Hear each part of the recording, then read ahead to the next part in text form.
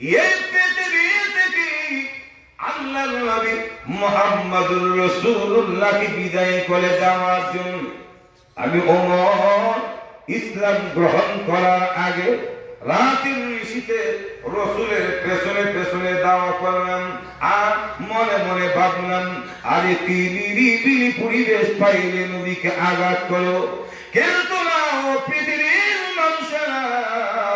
আমি অপেক্ষা করতে করতে তাকায় দেখি রাতের নিশীথে সমাজের মানুষ গুলি ঘুমিয়ে আছে, আর হাঁচি হাঁচি করে আল্লাহর পয়গম্বর রাহমাতুল আলামিন কাবার চত্বরে দাঁড়িয়ে তাহাজ্জুদের নামাজ শুরু করেছে। আর রাত যত গভীর হইত, রসুলের তত আল্লাহর সাথে প্রেমের আলাপ গভীর হইত। আর তো জেলে ভালো না, আমরা তো রাত্র গভীর হয়ে ঘুমিয়ে যাই, আল্লাহ ঘুমাই না। আপনি আমি ঘুমিয়ে থাকি, কিন্তু আল্লাহ দেউটি বেড়ে যায়। আমাদের কওমি মাদ্রাসাগুলিতে তল্লাশি দিয়ে দেখবেন শত শত সোনার কওমির ছেলেরা নীরবে নিদ্রিতে গভীর রজনীতে চোখের পানি ছেড়ে ছেড়ে কান্নায় রত আছে। যখন আপনারা ঘুমিয়ে থাকেন তখন আপনার কওমির ছেলেরা কান্দে আল্লাহর কাছে, জুড়ে করেন ঠিক কিনা?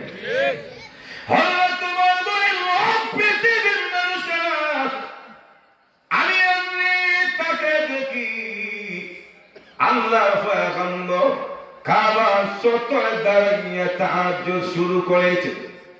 তখন আমিও কোনো কথা না বলে আস্তে করে কাবার দেওয়ালের পেছনে গিয়া লুকাইলাম, দেখি মুহাম্মদ নামাজের ভেতরে কি করে। হযরত ওমর বলেন এমনি তাকায় দেখি গভীর রজনীতে আল্লাহর পয়গম্বর তাহাজ্জুদের ভিতরে গুনগুন সুরে কি যেন তেলাওয়াত শুরু করেছে।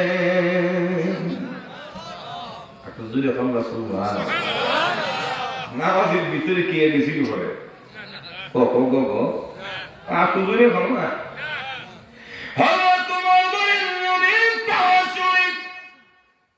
আমি তখন মন্ত্রমুগ্ধ হয়ে গেলাম, বিমুখিত হয়ে গেলাম। কারণ কেন হবে না, এই পৃথিবীতে যত কণ্ঠশিল্পী থাকুক না কেন, আল্লাহ নবীর মতো শ্রুতি মধুর কণ্ঠ কারো নাই। আল্লাহ নবী তালাওয়াত শুনে বিমোহিত হয়ে গেলেন। হযরত ওমর বলে আমি কাবার দেওয়াল থেকে তালাওয়াত শুনে মনে মনে তখন ভাবলাম, বুঝতে পেরেছি সমাজের মানুষেরা যে বলে মুহাম্মদ একজন কবি, তাহলে তো বোঝা যায় আসলেই তিনি কবি হবেন।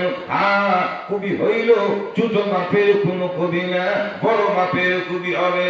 হযরত ওমর বলেন কেন বড় মাপের কবি হবে?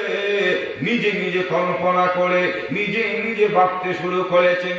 কারণ আমি ওমরের তামাম জিন্দেগিতে কত কবিতা শুনেছি, আল্লাহর কসম মুহাম্মদের মতো এত সুন্দর সাহিত্যিক পূর্ণ কবিতা কোনদিন শুনিনি। আর রসুল তো কবি না, যার তেলাওয়াত করে তা তো আল্লাহর কুরআন, মজুর এখন ঠিক না? আর কোরআন তো এমন সাহিত্যিক পূর্ণ কিতাব, পৃথিবীতে কোরআনের মতো সাহিত্যিক পূর্ণ কোন বই পুস্তক আরো কেউ বানাইতে পারে নাই, জিন্দেগিতে বানাতে পারবেও না।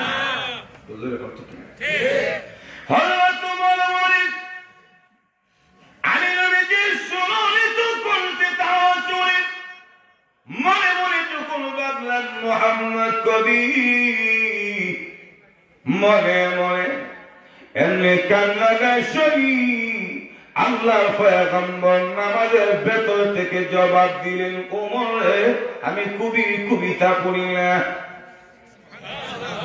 সুবহানাল্লাহ, বোর কানে গেছে হুজুরে বলেন না সুবহান। উমর তো মনে মনে কবি বলছে, রসুল তো নামাজের ভেতরে। আমি যদি এখানে মাইক দিয়ে বলি আপনাদের এই পাকুড়িয়া বাজার এলাকার মানুষ ভালো না, আপনারা বলবেন হুজুর ব্রাহ্মণবাড়ি থেকে আসেন মেহমান মানুষ কিছু কইলেন না, আনিলে কয়ে যান কেমনি বাবা না, হুজুর এখন ঠিক না? যদি মাইকে না বলেন মনে মনে গাইব দে বুঝলেন কিছু একটু জোরে এখন হুজুর তোমার বলে আমি তো নামাজের রসুল নামাজের ভেতরে আর আমি কাবার দেওয়ালের পেছন থেকে মনে মনে কইলাম খুবই মোহাম্মদ আমার মনের কথা বুঝে সুবহানাল্লাহ বলেন উমর বলে মনে মনে যখন খুবই বললাম মনে মনে রসুল তখন জবাব দে কেমনে জবাব দে বলো إنكم لقول رسول كريم